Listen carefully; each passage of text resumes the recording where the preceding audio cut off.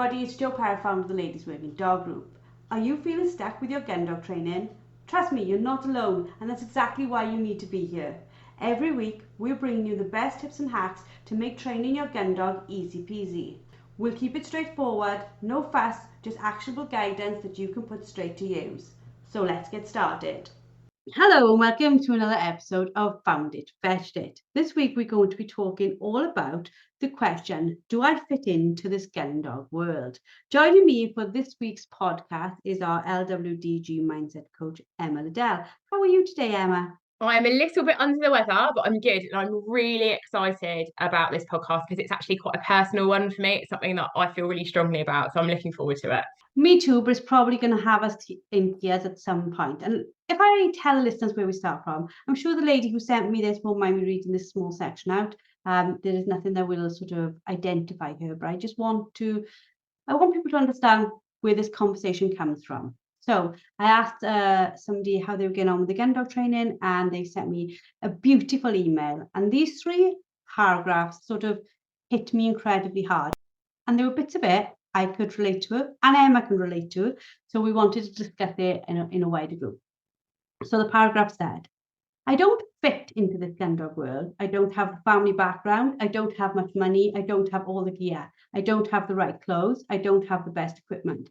I don't talk posh. I don't drive a big enough car to fit a fancy home-like transit crate in the back of my boot. I don't have a garden or grounds to practice in. I don't even have anyone local to me who is in this world. We practice in my trackies and a hoodie, and my makeshift reward bag is tearing at the seams. I bought a cheap makeshift dummy from Amazon, and I have to practice in a local park with God knows how many distractions to disrupt our training. I have a placemat my dad made out of old wood with old carpet on the top instead of that green stuff that's usually used. He randomly found instructions on how to make one on the LWDG website.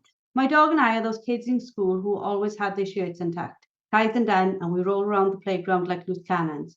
We may not look the part, but when we get into the classroom, we do switch on. We're the wild card people should bet on. We may not look like we should be any good, but we do our homework and it's paying off. Now, the rest of the email is just as beautiful, but when I read it, it absolutely broke my heart, because to think that we have amazing ladies who work incredibly hard, who feel that they don't fit into this gun dog world, I felt like there was a gap in my delivery, my content, to help other people realize you do fit. How do you feel, Em, like after I've read it to you for like the second time? It's really emotional. It's a really emotional thing because we are, and I always refer to us as a tribe, we're a tribe of women that are really inclusive and we're really passionate about kind of gun dogs, training dogs in general, and just the whole lifestyle of what that is and the amount of effort that it takes. And when I use the word lifestyle, I understand for a lot of people that brings up a connotation, doesn't it? It brings up a connotation of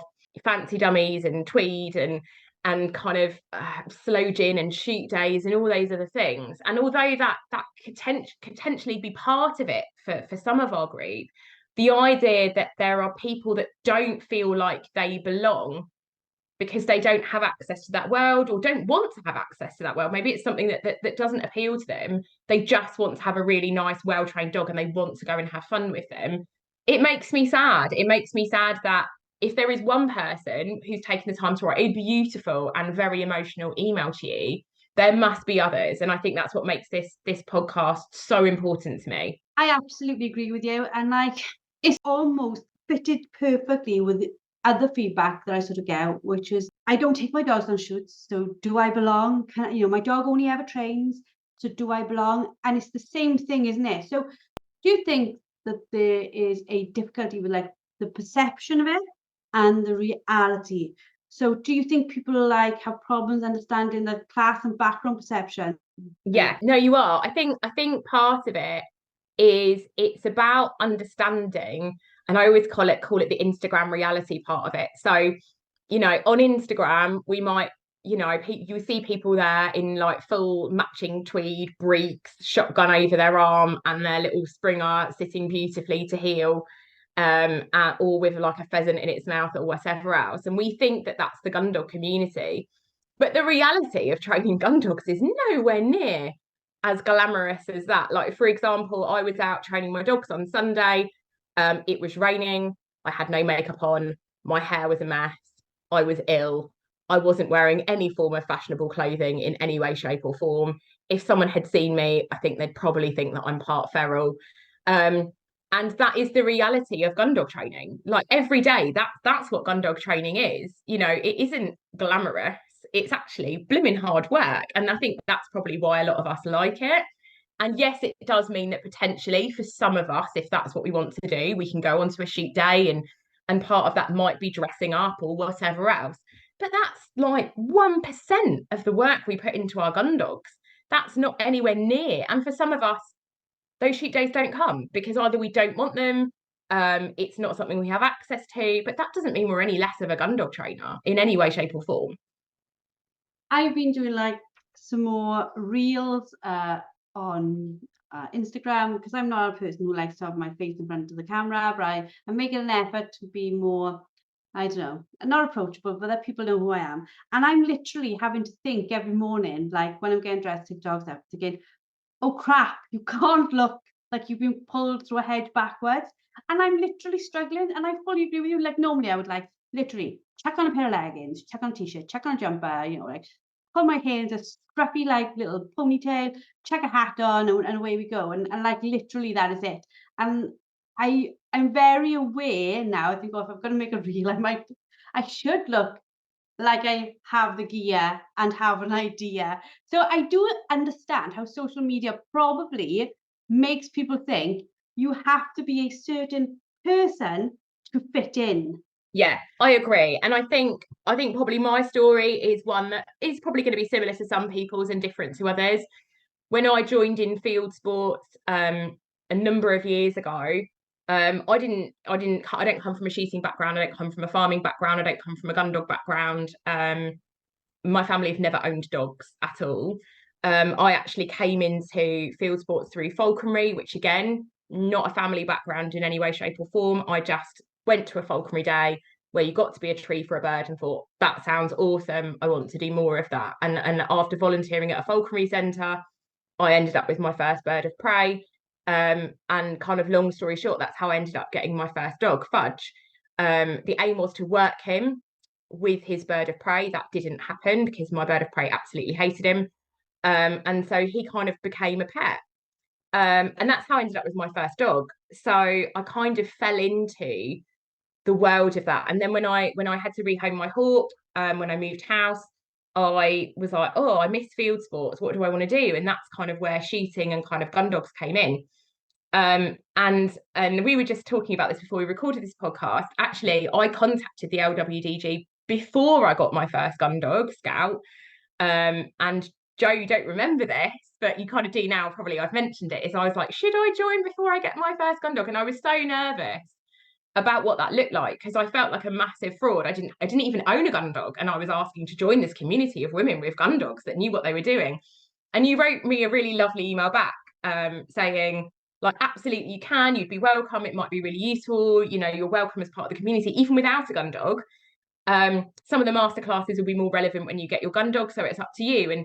And so I then didn't join until I got Scout, my first dog. But to give you an idea of my background, like I said, I don't come from a field sports background. I don't come from a farming background. The first time I got my dog and I had my hawk, I had a three-door Fiesta where I had to wedge my dog on the back seat and I had to wedge the box of the hawk in the boot. Like it wasn't the reality. It was the reality of kind of doing that. It wasn't this kind of Instagram with this kind of tweed and shotguns and all those other things. So I think it's really important to pass that message across that yes, some people do have access to those things, and that's great and that's wonderful, and we should celebrate that part of their lifestyle as well. But that isn't everybody's experience. We have a whole spectrum of people. Some people, like we said, they've got a dog in a flat. They don't have the ability to have this vast field in their garden and a remote dummy launcher. The majority of us don't have that. You know, I've got a 3-bedroom terrace with a small garden that, you know, I don't have fields in my back garden and all those other things. So it's about, I think we do need to come forward and be much more realistic because that makes us accessible to other people. The reality is more important than kind of the facade sometimes we show people about what it's like being part of a field sports community. It's made me like think as we're talking, you know, I sort of think, oh crap, I better like look decent.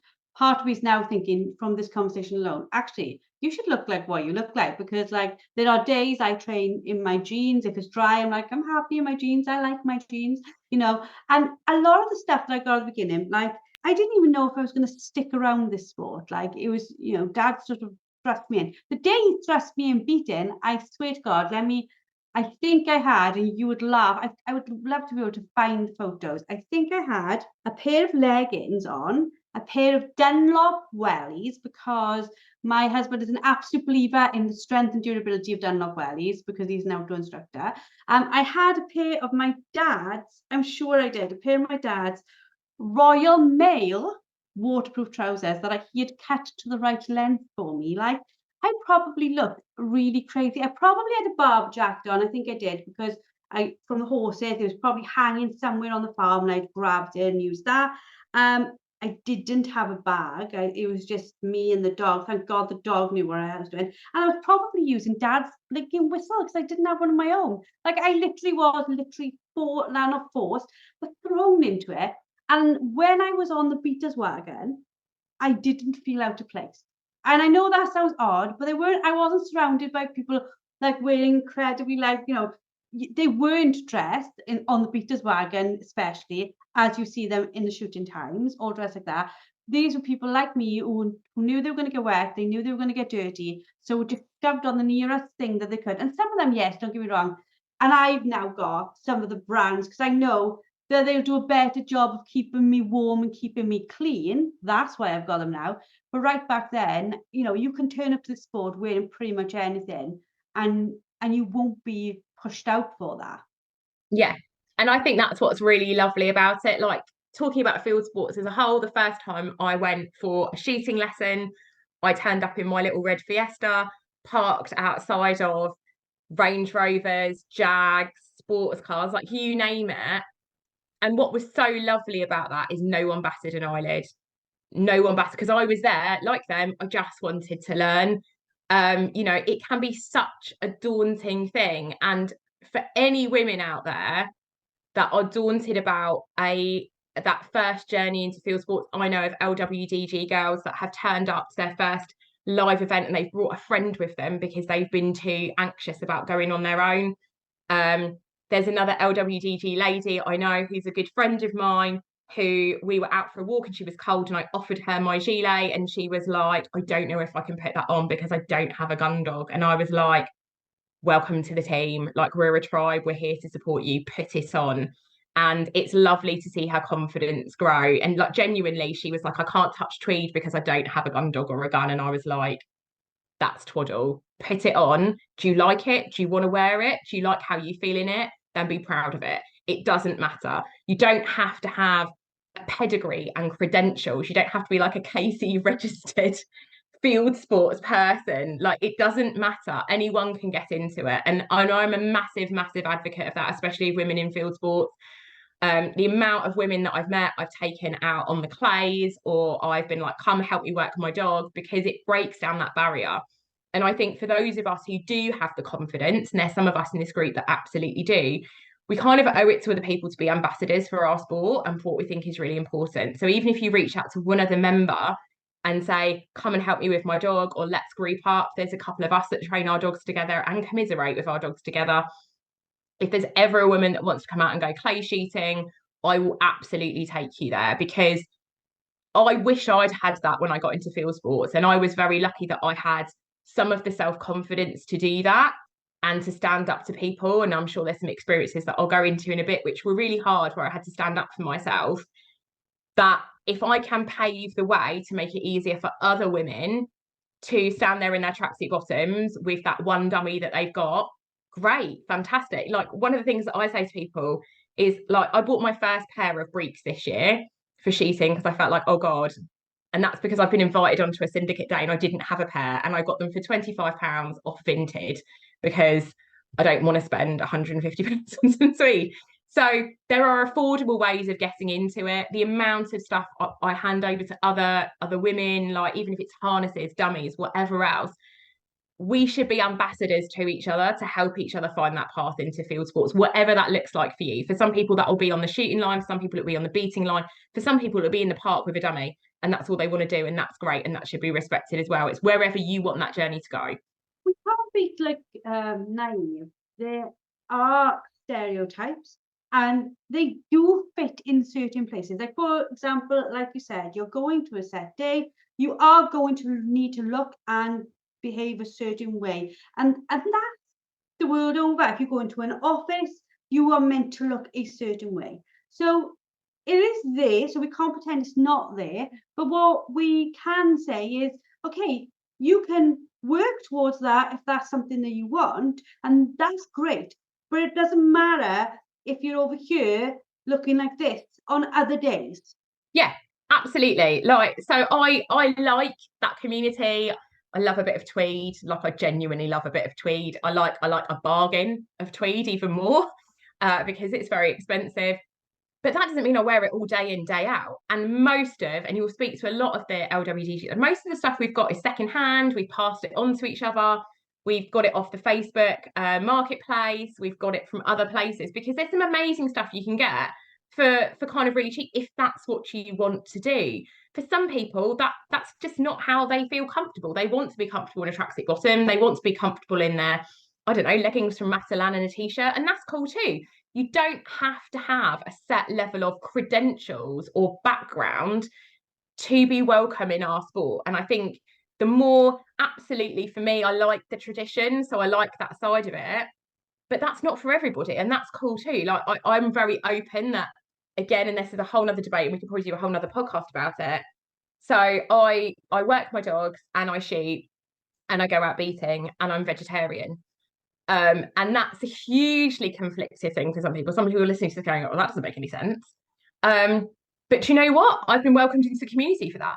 Like, I'll have really big debates about it. It just makes me different. It doesn't mean that I'm not valid in going out and doing what I do. You know, and if you want to have a debate about that, we can do a whole nother thing about what that looks like. But it's about being authentic to who you are and doing what you feel comfortable with, as long as you're not holding yourself back going, I wish I could do that, but I feel like there's a block there. Because I would honestly say, reach out to me, reach out to any of the other ladies, and let's help you overcome that block. Because if there's things that you want to achieve in the world of field sports, that block doesn't need to be there. I think we definitely need to each look at how we show people that we are approachable, and how we show people that our sport is inclusive. Because, like, when I read that, honestly, like, I would have said all day long that we put forward a very inclusive appearance, because we are. But it made me think, how do we do more? You know, so where do you think individuals can, like, take steps to break down the barriers and to help people feel more happy in our environment? But also the other way, what steps can people who don't feel happy in the environment yet take to get to us, you know, for us to meet in the middle somewhere? I think part of it is the people that are confident need to make sure the door is open, and understand that for some people, although the door is open, it's harder for them to come to it. And for the people that are maybe struggling or feeling like they don't fit in, my question is always, why can't it be you? Because I was that person when I first came into field sports. I felt like a massive fraud with my little red Fiesta and my non-working but working kind of breed gundog that didn't want to work with my hawk. And there are some really pivotal points within the last X amount of years before I've got to where I am now, where I questioned myself. Like, the first time I bought a gundog training vest, it was a lot of money. They're not cheap. And I was like, oh, but that's what the professionals wear, and I'm not a professional. And it took a lot for me to overcome that and go, no, it's not. It's just because it's useful. Like, I've got a lot of dummies that I need to store somewhere, and carrying them around does not work for my dog. So for me, that was a really big block. Some of the gundog related clothing, and kind of going, I deserve to wear it, which is really sad saying it out loud. I felt like I didn't deserve to wear that. And I'm sure this will be resonating with some of the women that are listening. When someone referred to me as a dog handler, for me, I was like, well, that's what relates to police officers with dogs. That's a dog handler. or people that are running their dogs in field trials. I was just a person who had a gun dog and was trying to do something with it. So actually the first time I described myself as a dog handler was a really pivotal shift in my identity about how I saw myself, having the confidence to describe myself in that way. The other part, and again, it's quite a laugh and a joke. Like I'm lucky enough that I have a car which has quite a big boot, and I'd been carting these two big dogs around on my back seat for ages. And I spent ages before I got a crate for the back of my car because, again, it seemed too professional. And I was like, I'm going to get these dogs out and they're going to be lumbering around like idiots. And people are going to be like, well, why has she got this fancy crate in the back of her car? Like all the gear and no idea kind of joke that we make. And to go, actually, it doesn't matter. It's practical for me. Like, I'm privileged enough to be able to afford it because, again, they're not cheap. But it's practical. It's safer for my dogs. It works better for me. I don't have to clear out the mud at the back of my car. So it was almost these barriers where I felt like I didn't deserve it. I didn't deserve the gun dog training vest. I didn't deserve the crate in the back of the car. I didn't deserve the label of dog handler. And this will probably be resonating with some of you. Some of you might be quite emotional hearing it because it's that idea of why am I not good enough? Because the fact is I do train my dogs in whatever way I can. The fact is I am in a privileged enough position to be able to buy those things either new or second hand. So why don't I deserve them? If it's going to make my life easier with my dogs and it's going to make me happy and it's going to make me enjoy things, those are barriers that we should all be getting past. And if not, again, reach out to me and I'll find a way of getting you past that barrier, because we all deserve to have those things if that's something that we are able to afford or bring into our life. Like you said something there, and I think this is probably where some of the like perceptions come. Some of the stuff we buy for practicality. I know a lot of the stuff I have now, I have for practicality. But they also make us look like the stereotype. So sometimes, even if we were doing our very best not to look in a way that people would perceive us as being posh or from that background or that class group, we end up looking like that through no fault of our own because that's the stuff that we have.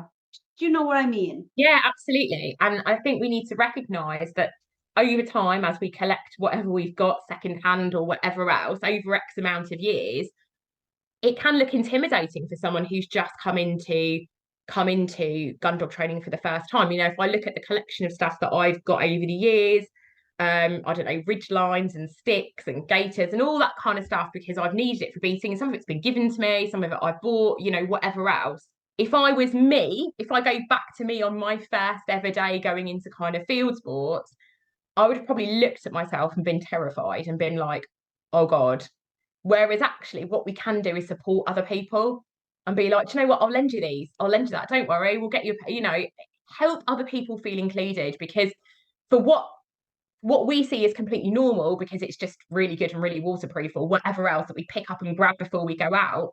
For someone else coming to their first ever event, their first ever gun dog class, their first ever and they're seeing other handlers that are there like head to toe in kind of khaki green and they've got sticks and all sorts. That can be really intimidating, but actually we're really not.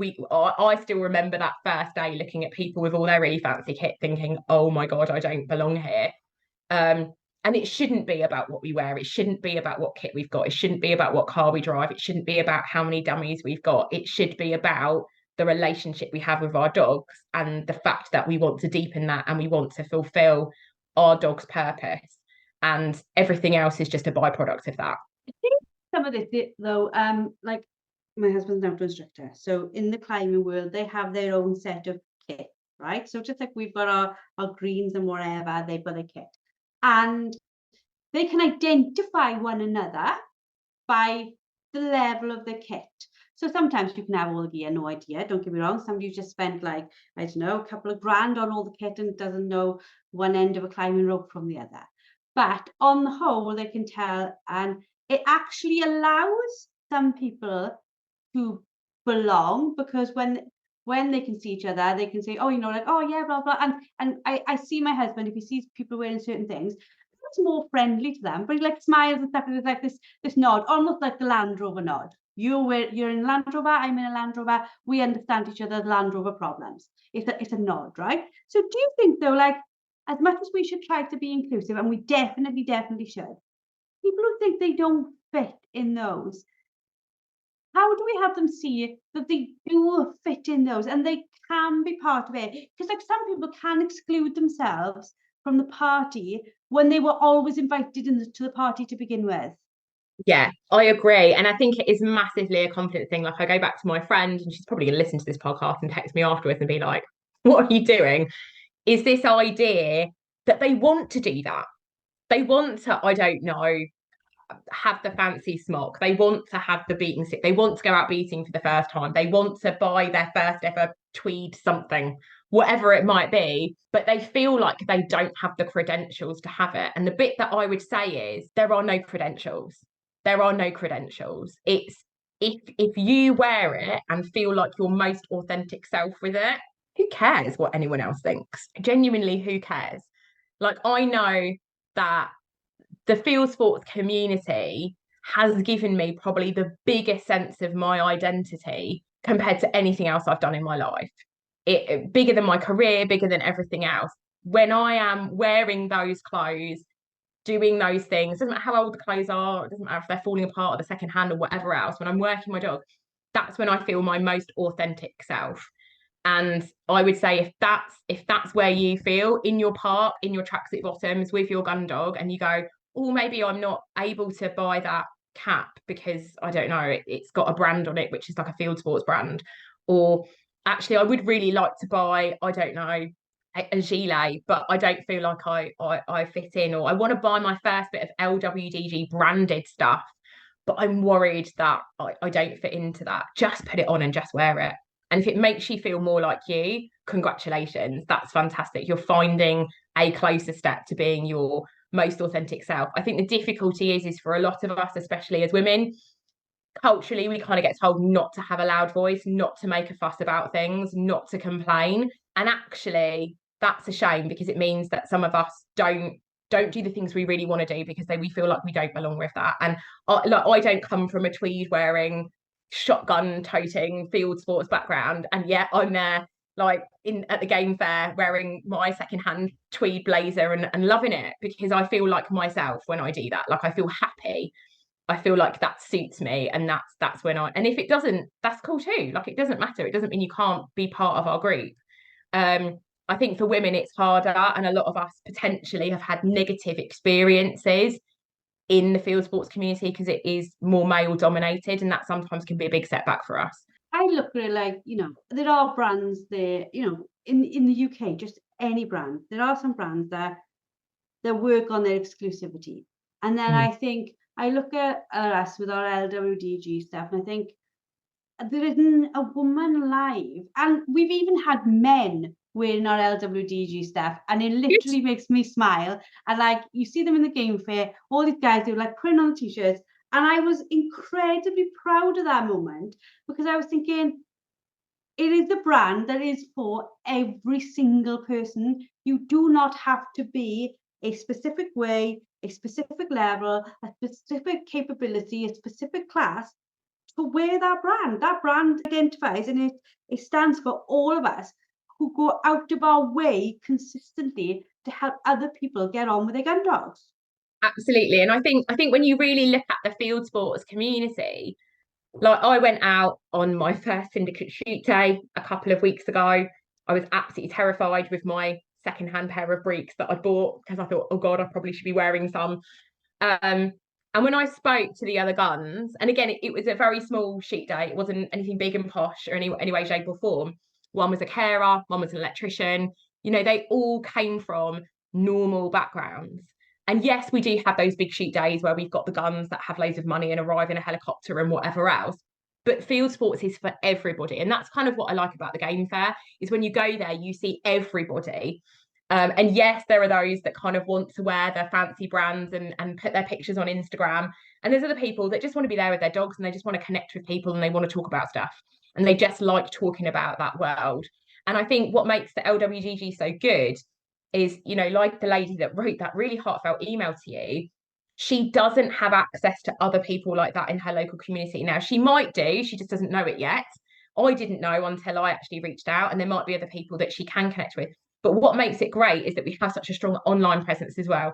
So even if you can't necessarily train with someone else with that background and mentality and have that encouragement, you can still connect with us virtually, because we are all over the UK, we are all over the world, we are all encouraging each other. You know, even when I went to some of the LWDG days this year, we had people traveling from all over the UK. Now, I understand financially not everyone's able to do that potentially, but if you can't do it in person, you can still do it virtually with us, and we will support you. We'll support you virtually if we have to. That's what we're there for. And I think that's what makes it so great, is that we will make you feel part of our community. You know, we'll open the door for you all of the time, no matter what background, no matter what your upbringing has been like, no matter your size, no matter any of that. We don't care. Do you love your dog? Do you want to work your dog? We're here for you. And we have no breed snottiness either. No. At the end of the day, it doesn't matter what your dog is, what it's crossed with, what it was meant to do, what you do with it, what you do with it outside of your gun dog training. Absolutely everyone is welcome. As we sort of wrap this up, because me and you could probably talk about this like literally forever, how do you envision that we can, in the future, make it clear that everyone's welcome? What else can we all do, whether it's in the LWDG, on the groups, on our individual platforms? How can we do that? I think it's about making it real. I think it's about making it real. And certainly I try and do that. Like, I don't have a big Instagram following in any way, shape, or form. But whenever I post videos, I try and post videos of my dog messing up. I try and post videos of myself soggy in the rain. I post stories about myself ill training my dog, because that's authentic. And I think if we, yes, it's all well and good and it's lovely looking at all the pretty clothing and all that other stuff, but field sports is authentic. There is nothing glamorous about trudging around in a field with boots covered in mud, yelling at your dog. Hopefully not yelling at your dog, but sometimes, let's be honest, yelling at your dog.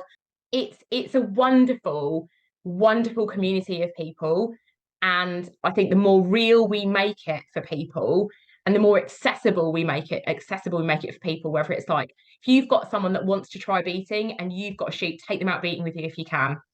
If you want someone who maybe wants to try, I don't know, handling a shotgun, and you've got access to that, take them out on the clays, like let them have a couple of shots.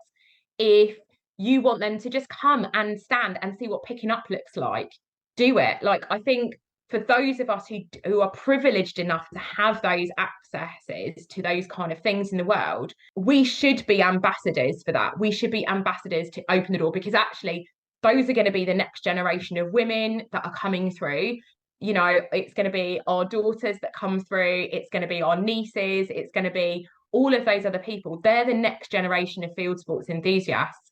And the more we can make it accessible and make it normal for them, the more people are going to come through that door without being worried that they're going to be stigmatized, or they're not wearing the right clothing, or whatever else, which is a barrier that doesn't need to be there.